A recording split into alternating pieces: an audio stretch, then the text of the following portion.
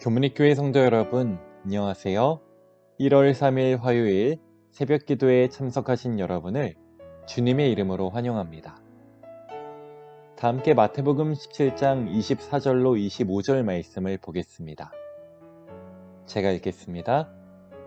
가버나움에 이르니 반세겔 받는 자들이 베드로에게 나와 이르되 너의 선생은 반세겔을 내지 아니하느냐? 이르되 내신다 하고. 이제 예수님께서 제자들과 짧은 갈릴리 여행을 마치시고 가버나움에 도착하셨습니다. 하루는 베드로가 홀로 길을 가고 있는데 성전세를 거두는 자들이 와서 이렇게 묻는 것입니다. 당신의 선생도 성전세를 내야 하지 않습니까? 여러분, 우리는 먼저 성전세가 무엇인지를 짚고 넘어가야 합니다. 성전세는요, 일반적인 국세가 아니었습니다. 성전을 유지 보수한다는 명목으로 유대 국민 20세 이상의 남자라면 누구나 내야 했고 내야 할 종교적 의무가 있었습니다. 그래서 매년 이 2, 3월, 태양력으로는 2, 3월이고요. 유대력으로는 아달월, 이 15일이 되면 성전세를 내기 위해 수많은 사람들이 성전 앞으로 모였습니다. 얼마를 드려야 했다고요? 출애굽기 30장 13절에 하나님께서 정해주신 대로 1년에 한 번 반세겔을 드려야 했습니다. 반세겔, 이는 노동자 이틀치 품삯에 달하는 금액입니다. 오늘날로 환산하면 많아야 20만 원 정도 되는 돈입니다. 연세니까 그리 큰 금액은 아니죠. 그래서 부자나 가난한 자 구분 없이 반드시 다 성전세를 내야 했습니다. 내지 않는 사람은 성전에 대해 불충실한 것으로 간주되었고 랍비들은 이를 무거운 죄로 평가했습니다. 베드로도 이 사실을 잘 알고 있었습니다. 그래서 어떻게 답했나요? 시대의 소망은 이 부분을 자세히 설명하고 있습니다. 베드로는 세금 받는 자의 질문 가운데서 성전에 대한 그리스도의 충성에 관계되는 은근한 암시를 알아차렸다. 그는 선생의 명예를 수호하기 위한 열성으로 주님과 상의도 하지 않고 예수께서 세를 바치실 것이라고 성급하게 대답해버렸다. 그러나 베드로는 질문한 자의 목적을 일부밖에는 이해하지 못하였다. 베드로는 이 질문의 목적을 다 이해하지 못했습니다. 우리 예수님이 어떤 분이신데 성전에 대해 불충실할 분이 절대 아니야. 당연히 내실 거지. 하고 스스로 생각을 정리합니다.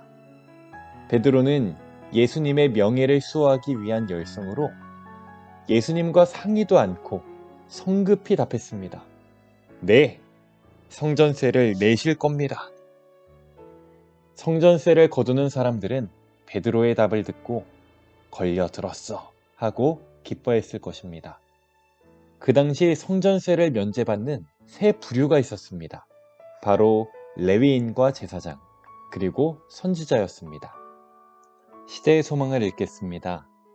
그리스도 당시에도 여전히 제사장들과 레위인들은 성전을 위하여 특별히 헌신한 자로 취급을 받았으며 그들에게는 성전의 유지를 위한 연세가 요구되지 않았다. 선지자들도 역시 면제를 받았다. 랍비들은 예수에게 세를 요구함으로써 선지자나 선생으로서의 그의 당연한 권리를 무시하고 일개 평범한 사람을 대하듯이 그를 취급하고 있었다. 예수께서 세금을 거절하면 성전에 대하여 불충한 것으로 해석될 것이요.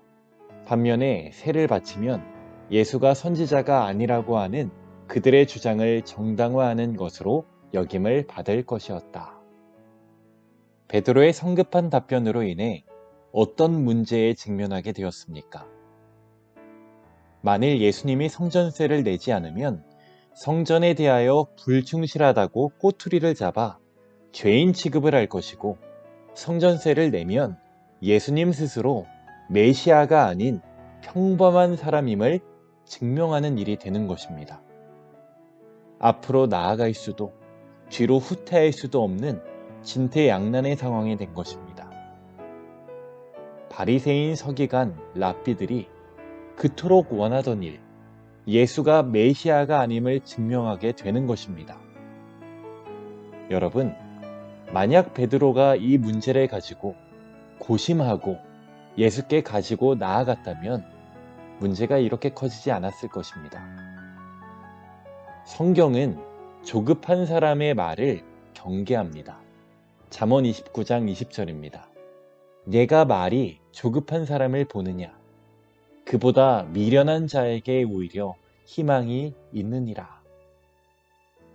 신중히 생각하지 않고 아무렇게나 말하는 사람보다 차라리 바보, 멍청이에게 희망이 있다는 것입니다.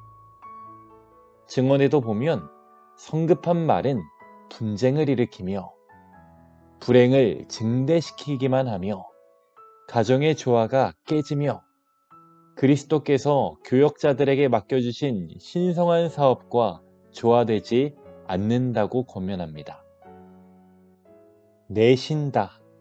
이 성급한 말 한마디로 인해 베드로는 예수님을 하나님의 아들로 소개할 기회를 잃게 됩니다. 시대의 소망을 보겠습니다. 조금 전만 하더라도 베드로는 예수를 하나님의 아들로 시인하였으나 이제 그는 그의 선생의 신분을 설명할 기회를 놓쳐버렸다. 예수께서 세를 바칠 것이라고 수금하는 자에게 대답함으로써 베드로는 제사장들과 관원들이 유포시키려고 애쓰는 예수에 대한 거짓된 관념을 사실상 인정한 것이 되었다. 교문익교회 성도 여러분, 베드로의 경험을 통해 우리는 무엇을 배워야 할까요? 한 문구가 떠오릅니다. 그리스도인은 성경을 보지만 세상 사람들은 그리스도인의 삶을 본다. 그렇습니다. 세상 사람들은 우리의 말과 행동 하나로 예수님을 만날 수도 있고 영원히 그 기회를 놓칠 수도 있는 것입니다. 이 시간 하나님께서 나의 입술과 마음과 생각을 주관해 달라고 기도합시다.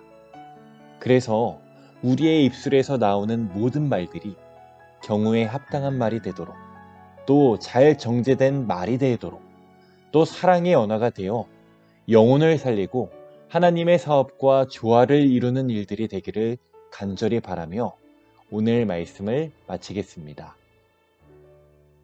기도하는 시간을 갖겠습니다. 첫 번째로 환우들의 회복을 위해서 기도해 주시기 바랍니다. 두 번째로 우리 교회의 심숙자, 이정숙, 진정화 이 세 분의 여집사님들을 위해 기도해 주시기 바랍니다. 세 번째로 화요 예배의 회복을 위해서 기도해 주시고 마지막 네 번째로 개인 기도 제목을 가지고 음악이 마칠 때까지 기도하시겠습니다.